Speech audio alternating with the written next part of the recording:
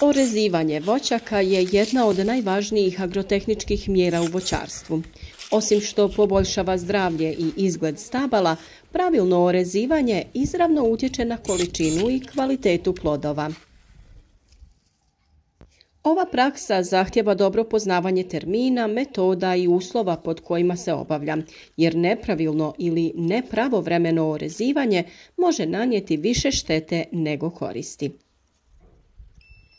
Alat koji koristimo također je od velike važnosti kako bi se posao odradio kako treba.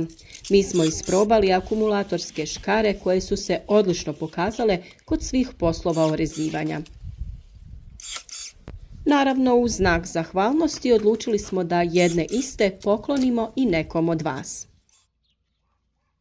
Svakako biti će tu još dodatnih poklona za sve naše vjerne pratitelje i prijatelje YouTube kanala Proizvodnja voća i povrća.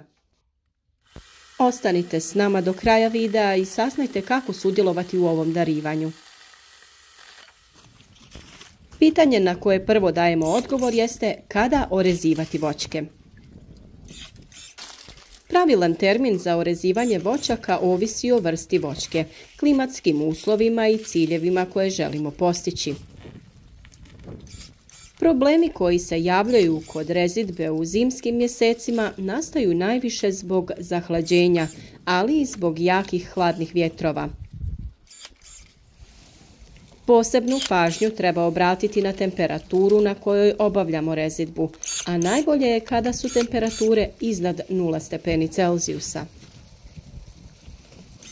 U uslovima negativne temperature, pogotovo ispod -5 stepeni Celzijusa, dolazi do oštećenja tkiva i takve rane su podložne pojavi raznih infekcija. Izbjegavajte rezidbu po mrazu i negativnim temperaturama, jer grane postaju lomljive, pucaju, javljaju se oštećenja reznog mjesta u vidu pukotina ili čireva. Bitno je također i o kojoj vrsti ili sorti se radi. Toploljubive je bolje ostaviti za rano proljeće, to se u prvom redu odnosi na trešnje, marelice i rane šljive. Također tada se orezuju stabla koja su u prethodnoj sezoni obilno rodila ili su oslabljena zbog napada štetnika ili pojave bolesti, te tek posađene sadnice i stara stabla koja su počela odumirati. Orezivanje se inače dijeli na zimsko, ljetno, proljetno i jesensko orezivanje. Zimsko orezivanje obavlja se u mirovanju vegetacije od kasne jeseni, to jest nakon opadanja lišća, do ranog proljeća, to jest prije kretanja pupova i vegetacije. Idealno vrijeme je između januara i marta kada su temperature zraka iznad 0 stepeni Celzijusa. Kao što sam rekla, orezivanje pri nižim temperaturama može uzrokovati pucanje grana i stvaranje rana koje su osjetljive na infekcije.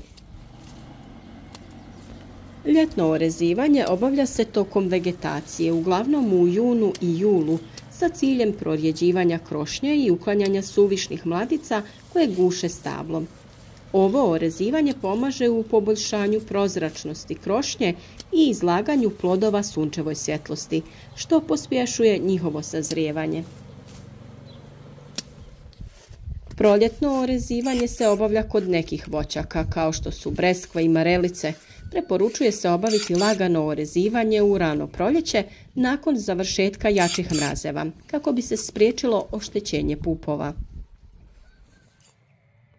A tu je i jesensko orezivanje koje se rijetko prakticira, ali može biti korisno za uklanjanje suhih i oštećenih grana prije zime. Zašto je važno orezivati voćke u pravom terminu? Pravovremeno orezivanje ključ je uspjeha u uzgoju voćaka.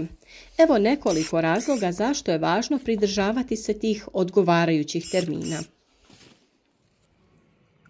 Prvo je tu očuvanje zdravlja stabla. Naime, redovito orezivanje smanjuje rizik od bolesti i štetnika jer uklanja stare, suhe i bolesne grane koje su često izvor infekcija. Drugi razlog je kontrola rasta. Pravilno orezivanje omogućuje usmjeravanje rasta stabla. Krošnja se formira tako da omogućuje optimalan protok zraka i ravnomjerno osvjetljenje, što izravno utječe na kvalitetu samih plodova. Treći razlog je povećanje prinosa, jer uklanjanjem suvišnih grana stablo usmjerava energiju na razvoj plodova, što rezultira boljim prinosom. A četvrti razlog je prilagodba vremenskim uslovima. Voćke koje su pravilno orezane bolje podnose vremenske nepogode poput jakog vjetra i snijega, jer imaju stabilniju i pravilno oblikovanu krošnju. Postoji i nekoliko pravila za orezivanje u zimskom razdoblju. Zimsko orezivanje, kao najčešće i najvažnije, ima specifična pravila kojih se treba pridržavati. Prvo i najvažnije pravilo jeste temperatura zraka. Orezivanje se preporučuje kada su dnevne temperature iznad 0 stepeni Celzijusa. Na nižim temperaturama drvo postaje krhko, a rane sporije zacjeljuju, što povećava rizik od infekcije. Važno je orezivanje raditi po sunčanom i suhom vremenu. Druga važna stavka jeste alat za orezivanje. Potrebno je koristiti čiste i oštre alate poput voćarskih škara, pila i noževa. Nakon svakog rezanja alat treba dezinficirati kako bi se spriječilo širenje bolesti i prenošenje bolesti sa voćke na voćku. Važan je i redoslijed orezivanja. Prvo se uklanjaju suhe, oštećene i bolesne grane. Zatim se prorjeđuju guste krošnje, uklanjaju križajuće grane te one koje rastu prema unutrašnjosti krošnje. Na kraju se uklanjaju mladice koje su preblizu tla. Važno je i pravilno postupiti sa velikim i debljim granama. Kod uklanjanja debljih grana potrebno je napraviti rez u 3 koraka. Prvo se grana podrezuje sa donje strane, zatim sa gornje strane, a na kraju se poravnava rez. To sprječava pucanje kore i oštećenje stabla. Pažnju treba posvetiti i važnosti orezivanja za različite vrste voćaka. Svaka vrsta voćke zahtjeva specifičan pristup orezivanju. Jabuke i kruške. Ove vrste se najčešće orezuju zimi. Cilj je prorijediti krošnju i ukloniti grane koje ne donose plod. O tome kako raspoznati pupove koji daju list, a koji plod, nedavno smo objavili detaljan video na našem kanalu, pa ga pogledajte. Posebno se orezuju trešnje i višnje. Ove voćke se orezuju nakon berbe, tokom ljeta, kako bi se izbjeglo lučenje smole i ubrzalo zacjeljivanje rana. Breskve i marelice. Ove voćke traže redovito orezivanje u rano proljeće. Naglasak je na uklanjanju starih i slabih grana kako bi se potaknuo rast mladih izboja. A tu su i šljive i smokve. Orezivanje šljiva i smokava obavlja se krajem zime, prije samog kretanja vegetacije, kako bi se oblikovala krošnja i uklonile grane koje se preklapaju.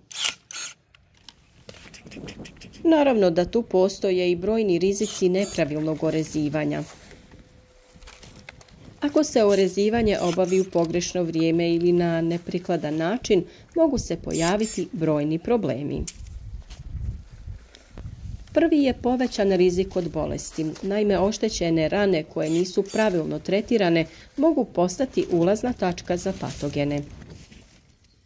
Sljedeći je smanjen prinos. Prekomjerno orezivanje može oslabiti stablo, dok nedovoljno orezivanje uzrokuje gušenje krošnje i slabiju kvalitetu plodova. Velika može biti i šteta od mraza. Ako se orezivanje obavi prerano u zimi, mlade grane mogu biti oštećene mrazom. Orezivanje voćaka nije samo tehnička aktivnost, već i umijeće koje zahtjeva znanje, strpljenje i iskustvo. Pridržavanje pravilnih termina i metoda orezivanja ključno je za zdravlje stabla i uspješan prinos. Redovita praksa uz korištenje odgovarajućih alata i tehnika osigurava da će vaše voćke rasti zdravo, plodonosno i dugovječno. Ako ste početnik, ne oklijevajte, potražite savjet stručnjaka ili se konzultirajte sa iskusnim voćarima u blizini kako biste izbjegli greške koje mogu ugroziti sav vaš trud. Naravno, mi smo uvijek tu za vas. Trudimo se da kroz naše video savjete što bolje prikažemo način orezivanja svake pojedine voćke, pa te savjete potražite na našem kanalu. U opisu ovog videa staviti ćemo vam link za kurs na temu voćarstva, to jest popis videa vezanih za uzgoj voćaka. Tu možete na jednom mjestu pronaći sve savjete koje smo za vas pripremili. A sada podsjetnik kako možete osvojiti vrijedne poklone i olakšati sebi uzgoj biljaka i njihovo održavanje. Važno je da budete aktivni, gledate naše video savjete u cijelosti, podržite naš rad sa lajkom, a najvažnije je da ostavite komentar. Kažite nam od kuda nas pratite, šta uzgajate, sa kojim izazovima se susrećete. Ukoliko ste sve to već sa nama podijelili, napišite bilo šta ili stavite neki emoji ili znak u komentaru. Na kraju mjeseca januara najaktivniji pratitelji će osvojiti poklone. Vrlo vrijedan poklon koji smo za vas pripremili su izvanredne Stihl ASA 20 akumulatorske škare koje smo bezbroj puta isprobali i prikazali u našim video savjetima. Također biti će tu i mnoštvo dodatnih poklona. Zato budite uz nas i povećajte šansu za osvajanje ovih izvanrednih poklona. Sretno svima!